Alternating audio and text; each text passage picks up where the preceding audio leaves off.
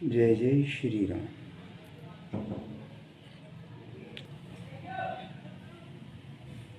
आज हमें बहुत ही गहन चिंतन मनन करने की आवश्यकता है कि आखिर हम किस दिशा में जा रहे हैं। आप ये देखिए कि सनातन धर्म की जिस परंपरा में किसी कार्य का शुभारंभ दीप प्रज्वलित करके आरंभ करते हैं, हम अपने जन्मदिन पर उन प्रज्वलित दीपों को फूंक मारकर बुझा रहे हैं। ये आखिर हमें हो क्या गया है, हम कर क्या रहे हैं। ऐसे ही और भी चीज़ें हैं। हमारी धार्मिक शोभा यात्राओं में, झांकियों में डीजे का प्रभाव बहुत बढ़ गया है, जो बिल्कुल भी ठीक नहीं है। मैं अपनी कुछ बातें तारकों के साथ रखना चाहता हूँ।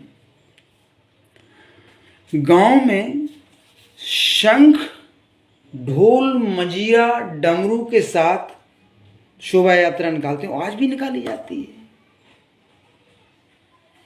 तो सनातन धर्म में ये शंख झालर क्या शोभा के लिए बनाए गए हैं?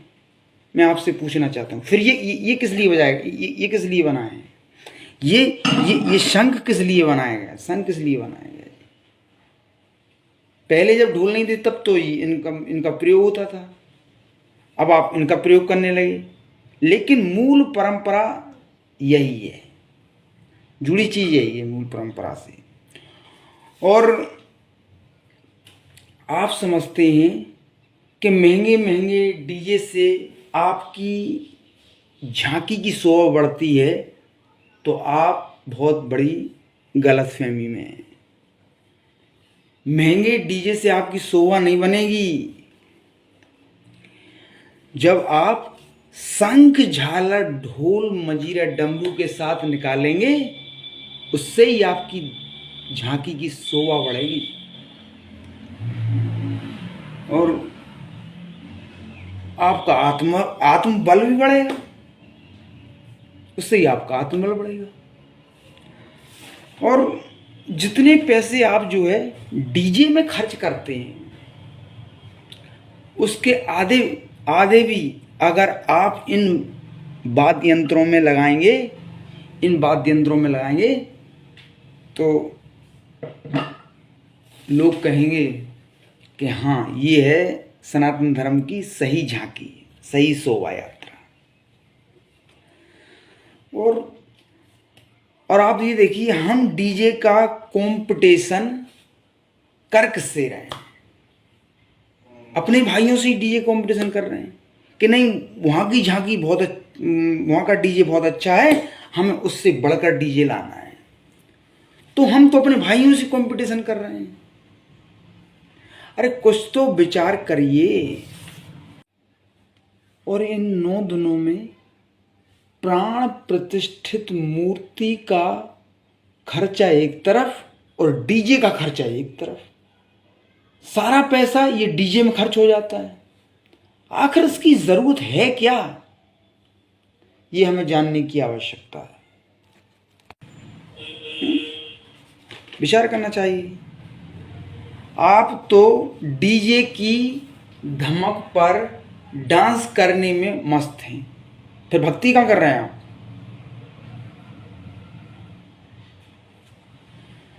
आप डीजे की धमक में मस्त होकर डांस करने के लिए धार्मिक शोभा यात्रा में जाते हैं। यानी जब डीजे नहीं होगा तो फिर आप जाएंगे नहीं। तो आप डीजे के भक्त हैं या धर्म के, पहले तो ये तय कर लीजिए। और मैं सबसे बड़ी बात ये कहना चाहता हूं कि देखिए, गलतियां अगर हमारे अंदर हैं, अगर कमियां हमारे अंदर हैं, अगर कमजोरियां हमारे अंदर हैं, तो उनको भी बताना बहुत जरूरी है। अगर गलतियों को हम छुपाएंगे तो फिर गलतियां दूर कैसे होंगी?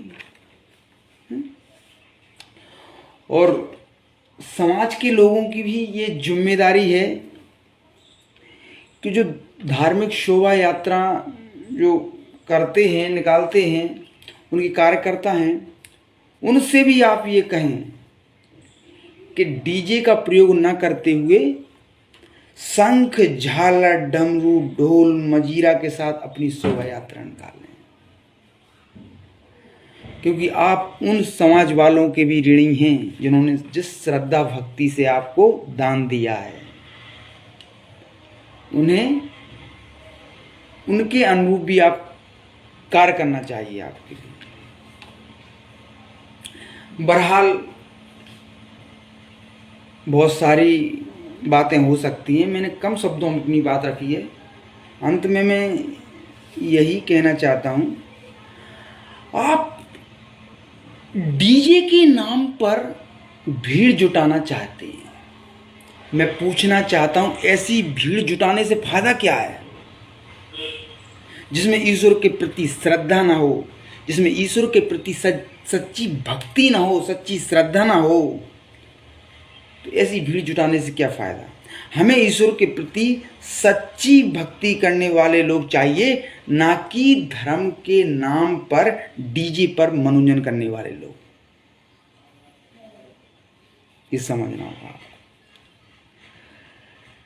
और यकीन मानिए, अगर धर्म के नाम पर आप मनोरंजन करेंगे तो आपका आध्यात्मिक बल फिर कैसे बढ़ेगा।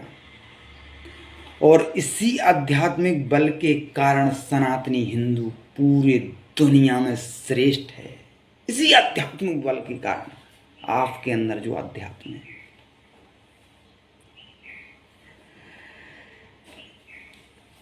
सबसे बड़ी बात, हम में सैकड़ों कमियां हो सकती हैं, लेकिन हमने किसी दूसरे देश में जाकर किसी की जमीनें नहीं हथियाई, उनकी औरतों को उठाकर नहीं लाए। हम में सैकड़ों कमियां हो सकती हैं, लेकिन पूरे ब्रह्मांड में दया, मानवता सिर्फ सनातनी हिंदू के कारण है। हमने किसी की गर्दन पर छुरी रख के, तलवार रख के ये नहीं कहा कि अपना मजहब बदल लो, धर्म में आ जाओ। हमने नहीं कहा। कमी है हमें, वो हम दूर करेंगे, लेकिन हमने किसी के साथ कत्लो गारत नहीं की कि तुम्हें मजहब से धर्म में आना है।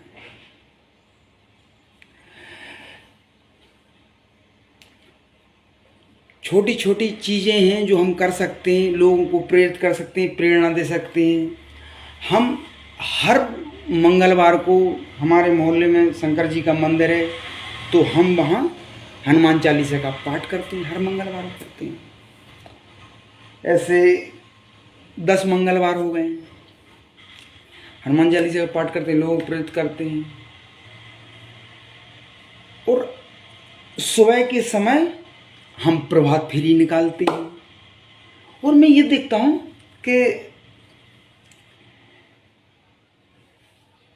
कि लोग सड़कों पर सुबह के समय टहलने के लिए निकल जाते हैं। हमारे बुजुर्ग निकल जाते हैं, हमारे युवा निकल जाते हैं, हमारे बच्चे निकल जाते हैं घूमने के लिए, टहलने के लिए। अरे इससे अच्छा तो है आप अपने मोहल्ले में प्रभात फेरी निकालें। इससे आपका आध्यात्मिक बल बढ़ेगा और जो लोग सुनेंगे वो भी इसकी ओर अग्रसर होंगे। और प्रभात फेरी करने से वातावरण भी पवित्र होता है। तो ये छोटी छोटी चीजें हैं, ये आपको करना चाहिए। सुबह हम लोग 4:30 बजे से प्रभात फेरी निकालते हैं, पूरा मोहल्ले का जो है राउंड करके उसमें जो है वापस मंदिर पहुंचते हैं। मंदिर से प्रारंभ करते हैं, फिर वापस मंदिर पहुंच जाते हैं। इस घूम टहलने से तो अच्छा है, वो टहलना भी हो जाता है, परमात्मा का नाम लेना भी हो जाता है, और लोगों को भी बढ़िया जो है भगवान का नाम सुनने को मिल जाता है, और हमारे अंदर भी एक आत्मबल बढ़ता है। तो ये हमें करना चाहिए। जय जय श्री राम।